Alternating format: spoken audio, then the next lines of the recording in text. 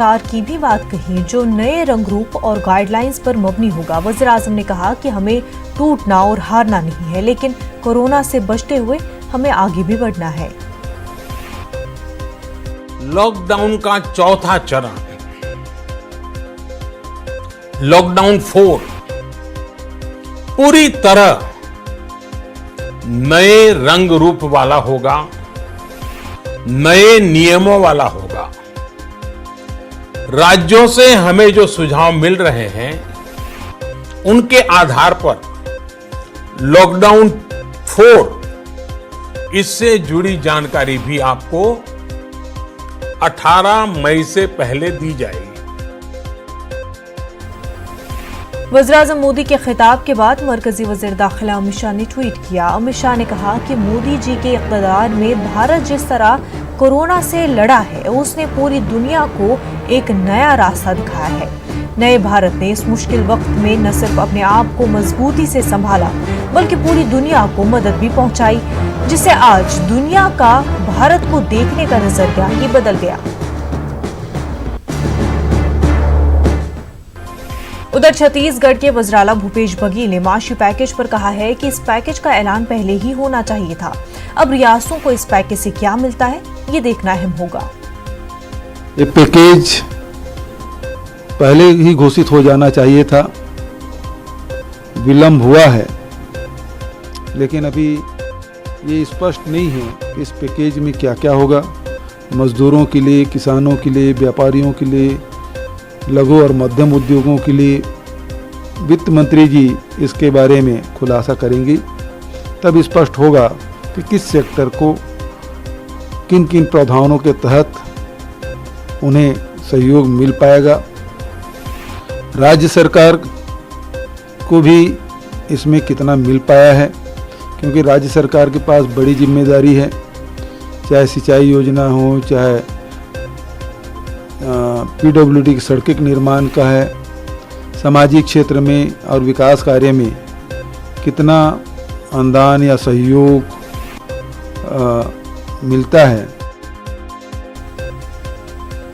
वज़ीर आज़म नरेंद्र मोदी ने 20 लाख करोड़ रुपए के इक़्तिसादी पैकेज का ऐलान किया है, जो कि मुल्क के कुल जीडीपी का 10% है। वज़ीर खजाना निर्मला सीतारमण आज इस पैकेज के ताल्लुक से तफसील बता सकती हैं कि इस राहत पैकेज में किसको कितनी राहत मिलेगी। सबसे ज्यादा उम्मीदें इस पैकेज से मजदूर तबके और सरमायाकारों को है।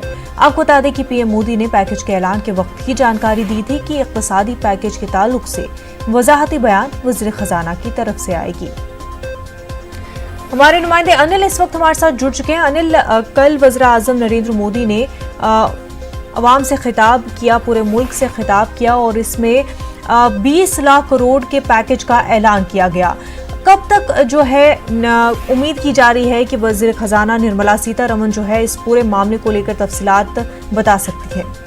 जी, मैं आपको बता दूं, आज अभी तक समय उसका फिक्स नहीं हुआ है, लेकिन जिस तरह से हमारे सूत्र बता रहे हैं कि दोपहर तक आज प्रेस कॉन्फ्रेंस हो सकती है। इसमें जो 20 लाख करोड़ रुपए का है, उसमें जो मुख्य रूप से मुझे जो लगता है, जो मेरे सूत्र बता रहे हैं, एमएसएमई सेक्टर को सबसे ज्यादा इसमें पैकेज में देखने को मिल सकता है।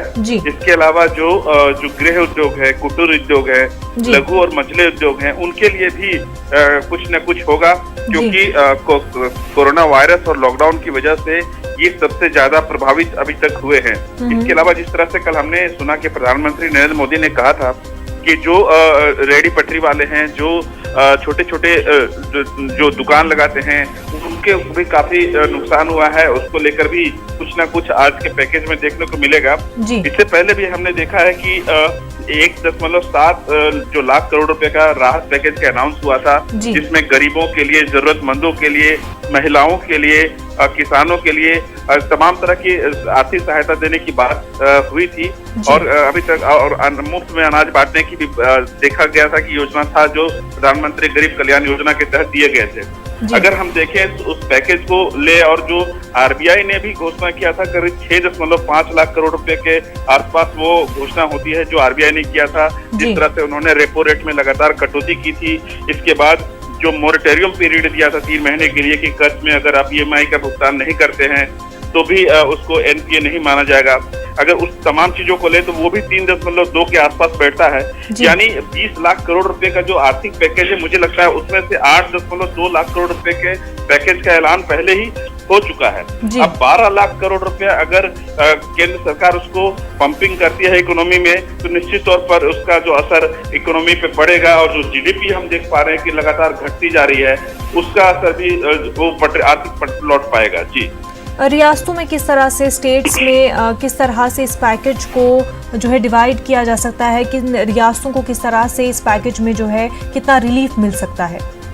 जहाँ तक राज्यों की बात है, राज्यों ने अलग अलग मांगे रखी थी अपने जो करीब 6 घंटा से चली थी बैठक प्रधानमंत्री नरेंद्र मोदी के साथ। तो उस बैठक में भी ये बात रखी गई थी कि राज्यों के जो राजस्व हैं भारी नुकसान हो रहा है, क्योंकि कलेक्शन नहीं हो पा रहे हैं, टैक्स के कलेक्शन नहीं हो पा रहे हैं, तो उसको देखते हुए कुछ न कुछ इस पैकेज में होगा। लेकिन फिलहाल जो मुझे लगता है जो सबसे ज्यादा असर होगा वो एमएसएमई सेक्टर का होगा, कुटीर उद्योग का होगा, लघु उद्योग का होगा, गृह उद्योग को हो सकता है इस पैकेज में।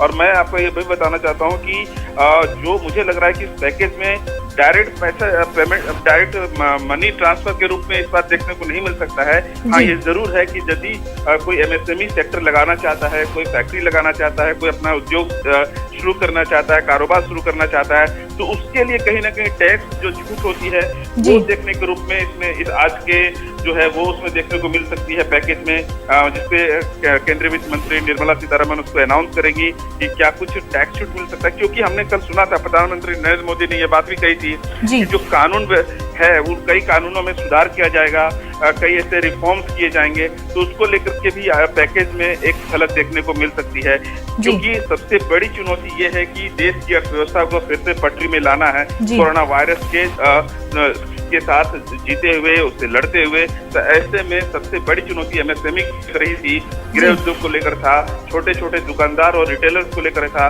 तो जिस तरह से उन्होंने लॉकडाउन 4 की बात कही थी कि नए रंग रूप और तरीके का होगा, तो मुझे लगता है कि जो रिटेलर्स हैं खासकर, उसमें एक बड़ा बदलाव देखने को मिल सकता है लॉकडाउन 4 में, और ये अर्थव्यवस्था को गति देने के लिए काफी अहम होगा। क्योंकि उसमें चाहे हो सकता है ऑड इवन के रूप में हो सकता है कोई और रूप में हो, लेकिन जो गतिविधियां हैं खास करके वो थोड़ा ईज देखने को लॉकडाउन 4 में मिल सकता है। मोर्चा बिल्कुल। और क्या कुछ मजीद इस पैकेज में होगा, लेबरर्स को क्या कुछ राहत मिल सकती है?